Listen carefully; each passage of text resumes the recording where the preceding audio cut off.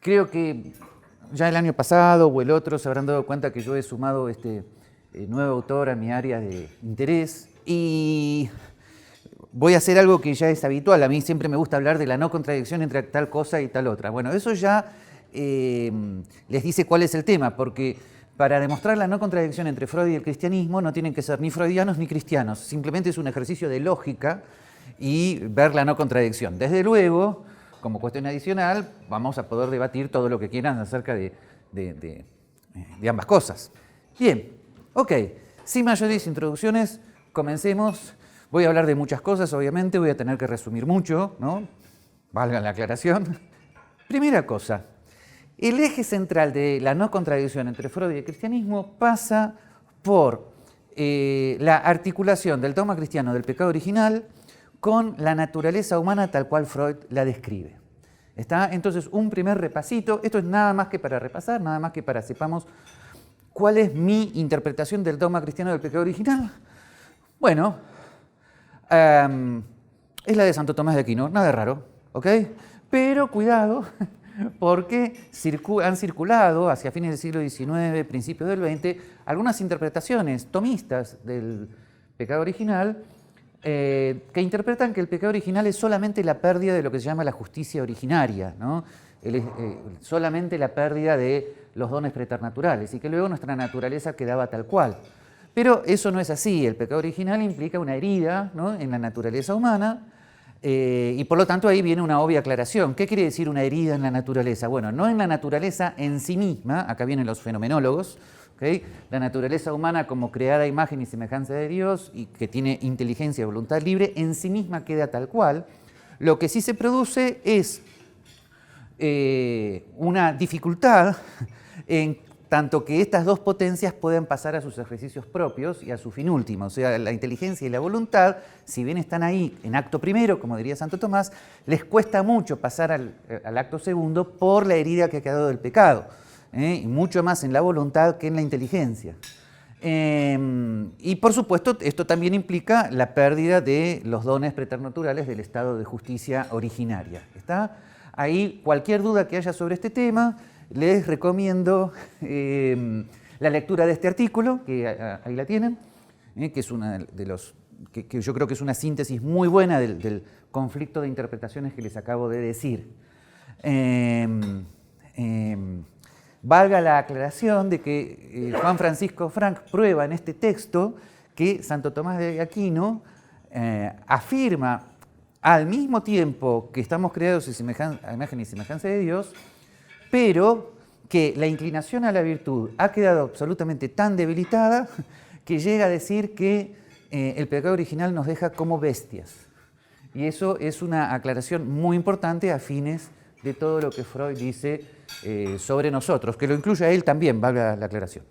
Bien, una de las primeras y básicas cuestiones para entender el psicoanálisis, y que obviamente esto es lo que no se quiere aceptar, ¿no? Por eso esta imagen, ¿no? Dejando de lado el espinoso problema de a qué llama Freud la pulsión de vida, la pulsión originaria, una cuestión clave para entender al psicoanálisis es que esta pulsión originaria tiene como dos direcciones. Una, donde esta pulsión de vida, o este eros originario, es un eros cortado a su fin sexual y es un eros que se dirige a las relaciones de afecto en el endogrupo. ¿Está? Y por lo tanto, esto incluye padres, hermanos y a veces los amigos. Bueno, esto es medio broma, medio en serio. Bien, y en cambio, en el exogrupo, la pulsión originaria va dirigida a su fin sexual. Bien. Ahora, cuando nacemos, esta pulsión originaria es indiferenciada. ¿Qué quiere decir esto? Que todo lo que luego, posteriormente, en un adulto de 20 o de 30 o de 40, e incluso hasta los que tenemos casi 60, esta pulsión originaria tiene un eros hacia cuestiones que luego nosotros tenemos fobia o asco o las llamamos perversas. O sea, el bebé cuando nace agarra su caquita, toca todo, agarra todo, ¿está? Y ahí comienza justamente la labor paterna, que no es solamente el sexo masculino biológico, el rol paterno y el superyo. El superyo es justamente lo que civiliza, lo que socializa la pulsión originaria. Pero para entender eso es importante saber que esta pulsión originaria es indiferenciada, es por eso esta clasificación que Freud tiene del bebé, que a muchos les ha desagradado, como el perverso polimorfo. Que quiere decir que él en realidad es un estado de perversión total y que se va civilizando y socializando, ¿no? Por medio del superyo. Por supuesto, ¿por qué no nos damos cuenta? ¿Por qué tendemos a negarlo? Porque cuando el bebé nace es adorable, es chiquitito, etcétera, etcétera, es maniobrable en cierta medida y hasta cierto punto, ¿no? Pero si no fuera por el superyo, o sea, el superyo fija la estructura de personalidad cuando somos adultos neuróticos. En la primera parte de su obra, Freud pensaba que la neurosis se podía curar. Luego la neurosis queda como un estado de personalidad que tenemos todos, porque si no fuéramos neuróticos seríamos perversos o psicóticos. No somos perversos o psicóticos justamente por la tarea civilizatoria del superyo. Por eso es tan importante la labor del superyo y el rol paterno, que algunos han interpretado que Freud dice que liberando las cadenas del superyo nos curamos. Eso es una interpretación aberrante, como diría Umberto Eco, de la obra de Freud. Bien, por lo tanto es muy importante para entender a Freud, pueden estar en desacuerdo, pero para entenderlo hay que entender que él concibe a esa naturaleza humana originaria como orientada de manera indiferenciada a todo lo que el eros busque. Y es un eros narcisista, es un eros que quiere todo para sí. Por eso el superyo comienza a marcar límites, esto no, aquello no, ¿no? Y sobre todo límites con respecto a lo que el bebé considera infinito, que es la madre, ¿no? O sea, un bebé al cual el rol paterno no le pone límites con respecto a la madre infinita, tampoco estructura su personalidad de manera humana. Y eso sucede muchas veces. Bueno, por supuesto, acá es donde se han dado, desde que Freud murió hasta la fecha, infinitas interpretaciones acerca de qué significa esta pulsión originaria. Es una pulsión que simplemente indica la pulsión sexual y que interpretamos por sexualidad. Bueno, se han dado muchas interpretaciones. Una de ellas es la famosa interpretación pansexualista, o sea que Freud decía que la pulsión originaria, unida a su pulsión en negativo, que sería la pulsión de muerte, que la pulsión originaria es sexual, pansexual. Bueno, ¿eso qué quiere decir? Obviamente la mayor parte de los freudianos aclaró, sexual no quiere decir genital en Freud, sexual quiere decir todo el eros, que justamente deriva en el ámbito familiar al amor que le tenemos a padres, hermanos y a veces amigos, cortado a su fin sexual, pero cuando ese mismo eros sigue hacia el exogrupo, es la orientación hacia la pareja sexual. Bien, objeto sexual, dice Freud, que ahora hay que aclarar que no es un objeto sexual como habitualmente se considera ese término. Por lo tanto, se han dado infinitos debates sobre si esto es pansexualismo o no, y yo tengo la hipótesis de que la pulsión originaria siempre es sexual. Lo que ocurre es que por sexual Freud entiende un eros que muchas veces está cortado a su fin sexual. Pero esto, ¿saben qué? Esto es hilar demasiado fino en mi opinión, porque una cuestión que se me ha ocurrido últimamente, sobre todo para la relación entre Freud y el cristianismo, es, ¿importa tanto este debate? ¿Por qué? Porque los cristianos, más que nadie, tienen que tener mucho cuidado con la pulsión sexual, porque ellos, o nosotros, espero, no sé, no me refiero a ustedes, digo yo, se supone que nuestra vida es radicalmente sexuada. Creo que la de todo ser humano es radicalmente sexuada. Pero los cristianos o son solteros, o son casados, o hacen votos, y cualquiera de las tres opciones, con sus diferenciaciones, laico consagrado, hermano cooperador, toda la clasificación canónica que quieran, cualquiera de las opciones, casado, soltero, o votos religiosos, o presbítero, implica una decisión con respecto a la vida sexual.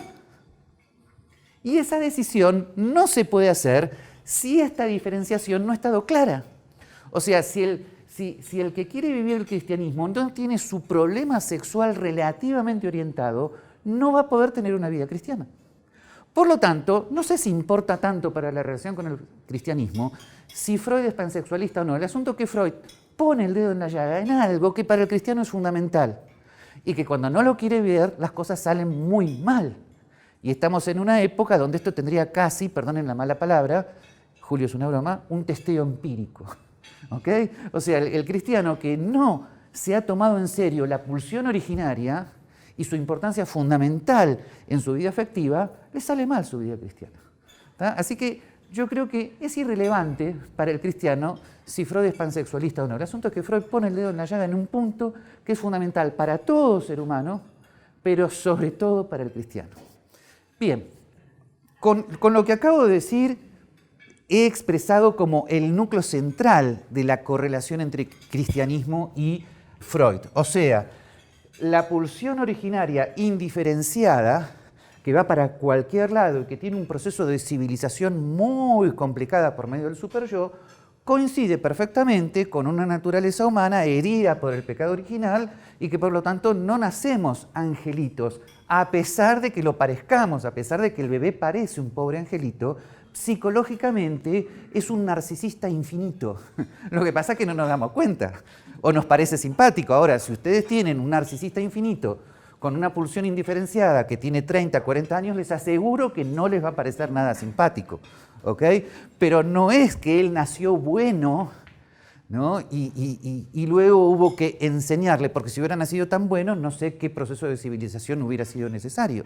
Entonces, esta pulsión indiferenciada que produjo tanto escándalo en su momento, porque Freud parece que destapó la olla, es perfectamente compatible con la visión cristiana del hombre, donde claro que hemos sido creados a imagen y semejanza de Dios con inteligencia y voluntad, pero no nacemos en estado de naturaleza pura, como dicen los teólogos.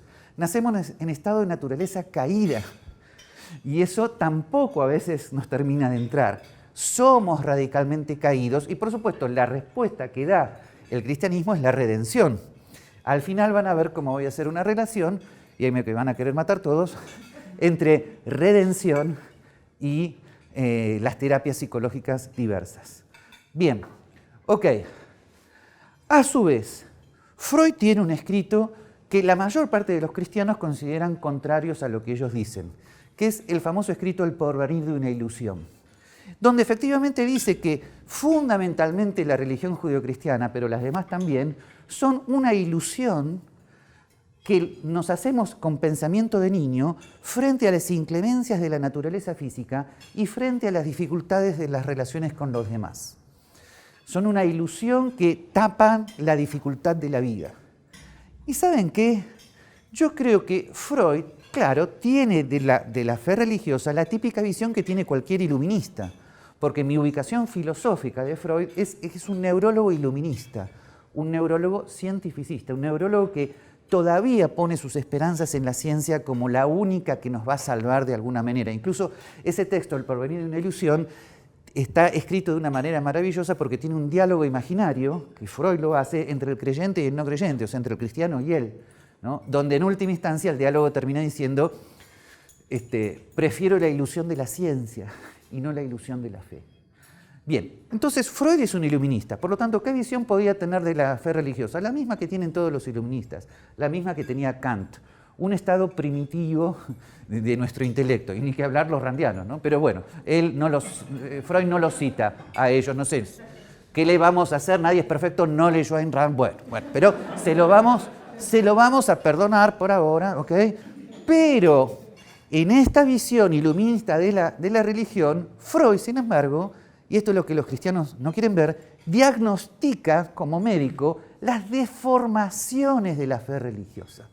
Porque no se crean que los cristianos o diversas denominaciones religiosas tienen claro aquello en lo que creen. Muchas veces tienen una deformación de la religión.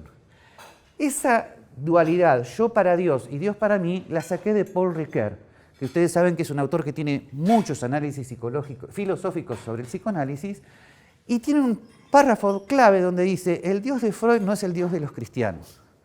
O sea, el Dios del cristianismo que la gracia hace maduro, bueno, borremos la palabra maduro porque no es muy agradable últimamente, el Dios del cristianismo que la gracia hace crecer, es un Dios al cual nos entregamos, es todo lo contrario al narcisismo, es el abandono a la voluntad de Dios. En cambio, en las deformaciones religiosas, en la visión que el niño narcisista, aunque sea adulto, tiene de Dios, es Dios para mí, es el pensamiento mágico, donde Dios es un agente de seguros infinito a mi servicio y los ritos religiosos son ritos mágicos a mi servicio. O sea, el Dios para mí es justamente la religión al revés que que Freud, no es lo mismo, diagnostica como una neurosis religiosa. Por lo tanto, es cierto que hay pensamiento mágico, es cierto que la religión puede ser vista como una ilusión de protección para mí. Y es muy importante diagnosticar psicológicamente esto, porque cuando no lo diagnosticamos y el supuesto religioso se cura de su deformación de lo religioso, entonces el religioso abandona su fe religiosa, claro, porque no la era, no lo era, ¿no? Entonces esto es muy importante, la confluencia de diagnóstico terapéutica entre el terapeuta cristiano que tiene formación en psicoanálisis para identificar en el paciente una deformación de lo religioso. ¿Está?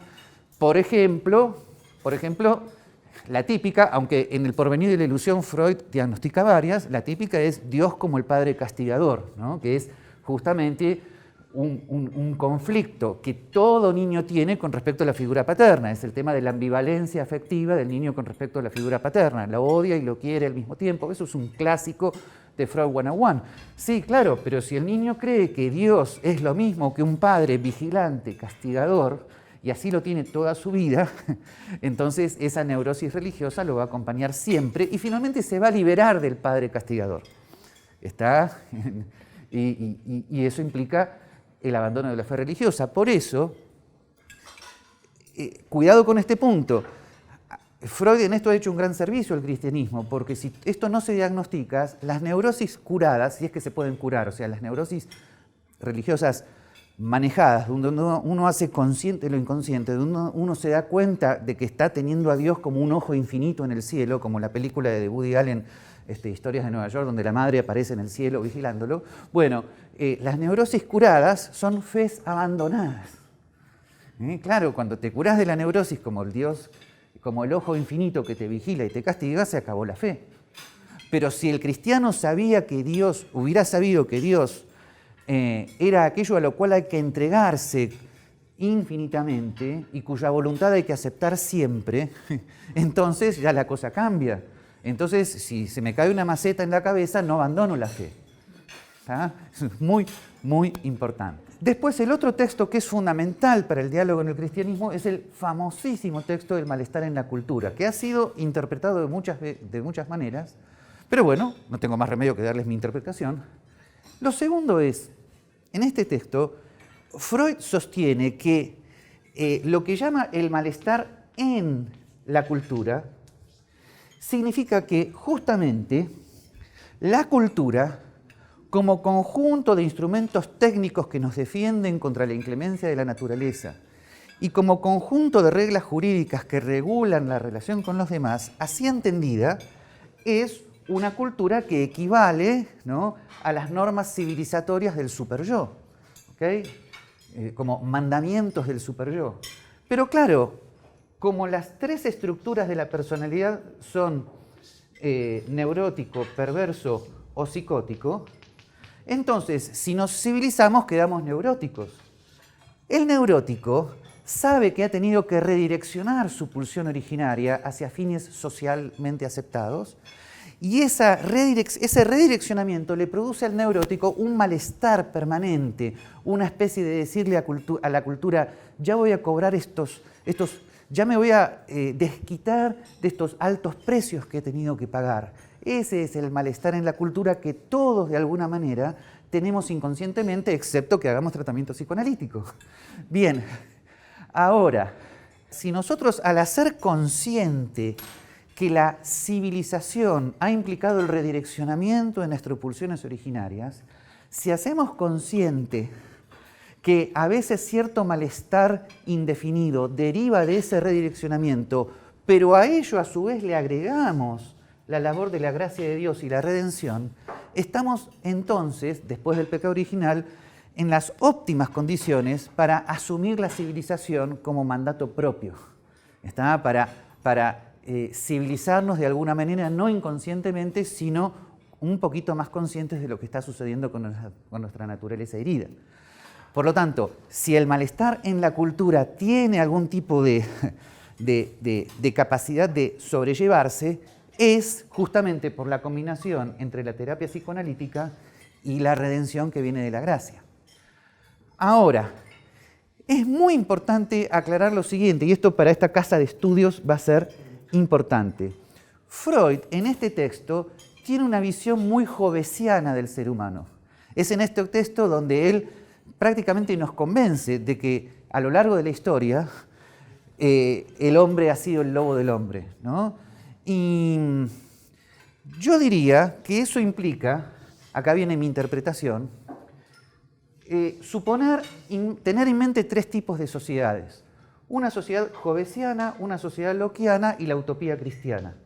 La utopía cristiana es el cielo en la tierra, no se los recomiendo porque conduce a las violencias más profundas, ¿ok?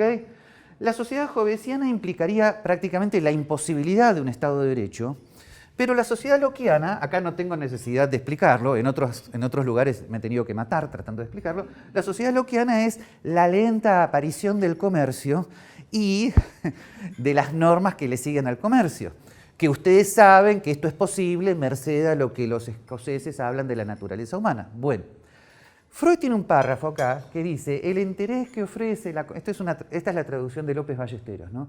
Miren qué interesante este párrafo para nosotros. El interés que ofrece la comunidad de trabajo, está hablando de división del trabajo, no bastaría para mantener la cohesión de la sociedad, estoy traduciendo, pues las pasiones pulsionales, atención, instintivos no dice Freud, es pulsional, son más poderosos que los intereses racionales.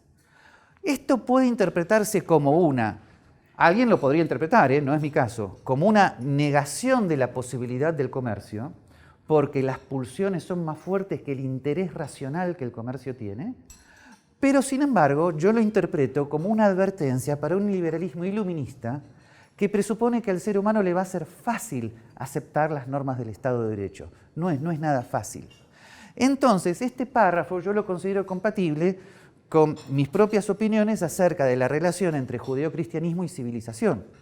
O sea, para Freud, la civilización no es fruto del judeocristianismo, es fruto del superyo, es fruto de la razón. Pero justamente una compatibilidad entre Freud y el cristianismo y el comercio es darnos cuenta de que si el judeocristianismo ha implicado la emergencia de las primeras normas civilizatorias, eso es compatible con la lenta emergencia del comercio en las sociedades y de las reglas que le son afines, ¿no?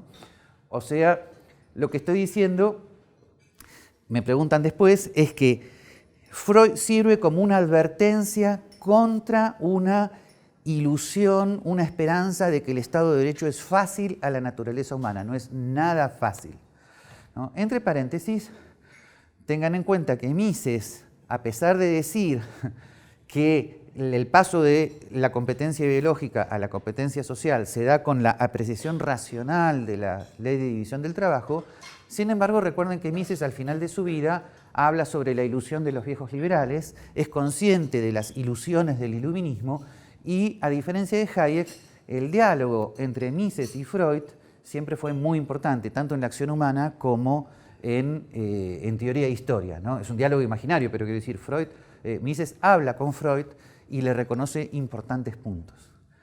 Finalmente, con respecto a este punto, otra de las cosas que escandalizan a los cristianos es que en este texto Freud dice, el amor al prójimo como lo concibe el cristianismo es imposible. ¿Saben qué? Tiene razón. El primero que puede decir eso es el cristiano, porque el cristiano sabe que el mandamiento del amor al prójimo es solo posible por la gracia de Dios. No es algo que surja de la naturaleza humana y menos aún de la naturaleza caída del pecado original. No somos amantes del prójimo por naturaleza. No nos es nada fácil, es más, nos es imposible.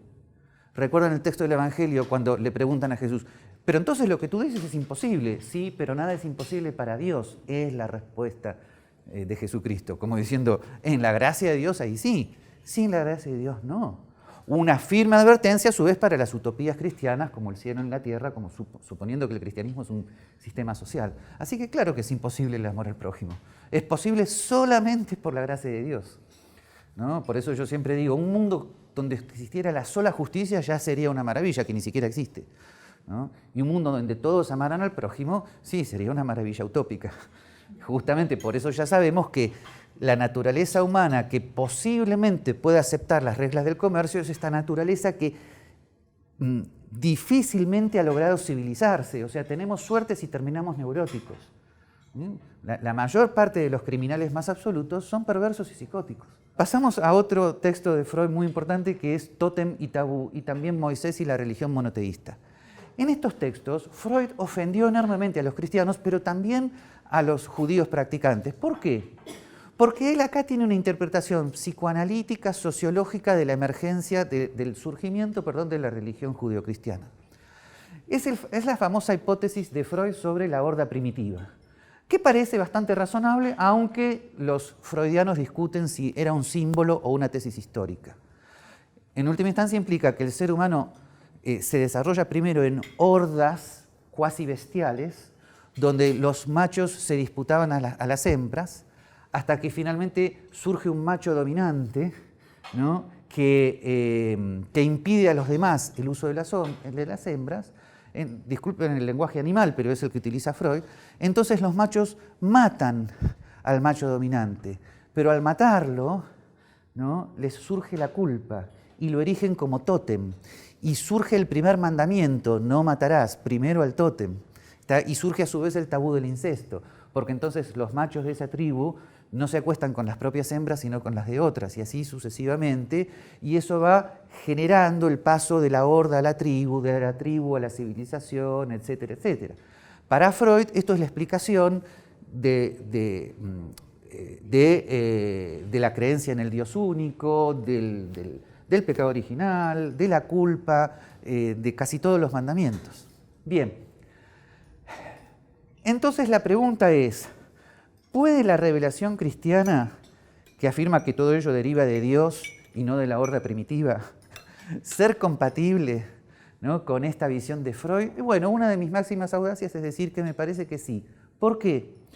Porque todos los teólogos tradicionalmente han hablado de la condescendencia o la tolerancia que Dios tiene en la primera etapa de la revelación para con una naturaleza humana muy bestial.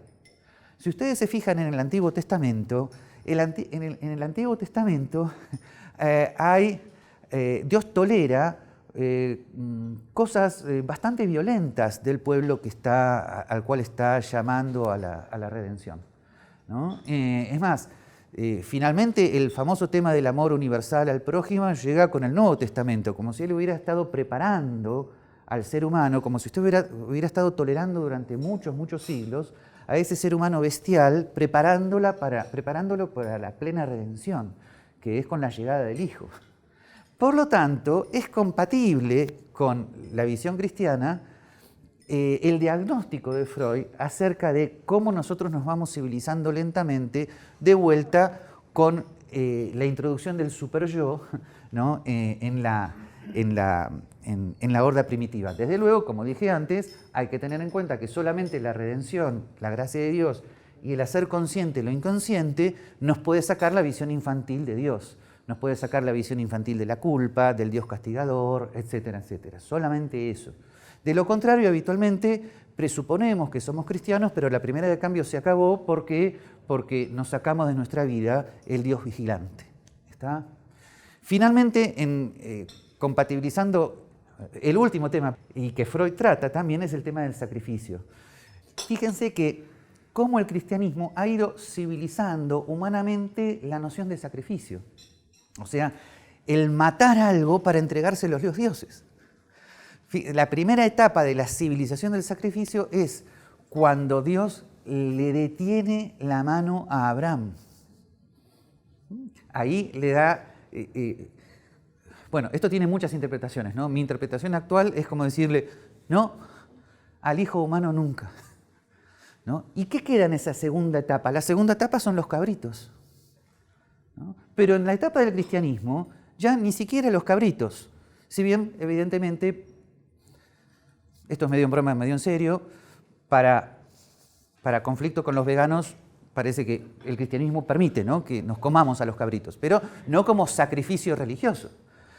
Finalmente, la máxima civilización del sacrificio consiste en que Dios se entrega a sí mismo, ¿no?, por nosotros, y lo que queda, fíjense, es un símbolo muy importante que es el famoso tema de la hostia, que es la máxima civilización del sacrificio, porque luego eso queda como la reiteración incruenta, ¿no?, del sacrificio de Dios. Entonces, la noción de sacrificio se va civilizando, ¿no? Bueno, esta labor que hace el cristianismo con respecto a la noción de sacrificio es perfectamente compatible con la evolución del superyo. Vuelvo a decir algo que es muy importante. Es importante hacer consciente al superyo inconsciente. Esa es una de las labores principales de la terapia psicoanalítica, porque este es el paso fundamental para el diálogo con el cristianismo, o sea, para liberarse de la culpa del niño, ¿no?, y asumir los mandamientos como un mandato propio del adulto. Finalmente, como conclusión, todos me van a preguntar, pero Gabriel, ¿cuál es la relación entre la noción de naturaleza que habitualmente tienen los teólogos cristianos y Freud? Fíjense que en el cristianismo la noción del yo es importantísima. En el cristianismo, por revelación, y esto costó mucho hacerlo por filosofía, la naturaleza humana es al mismo tiempo la naturaleza individual, es el yo.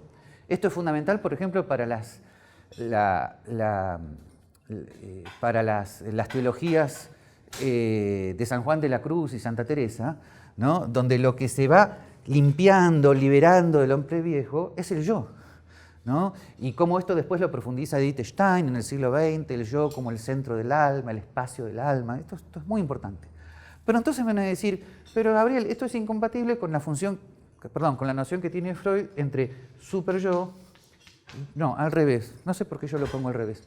Entre ello, como la pulsión originaria, yo y superyo. Tengan en cuenta que en esta segunda tópica el superyo es inconsciente también. Bueno, eso es una complicación, pero la tratamos después.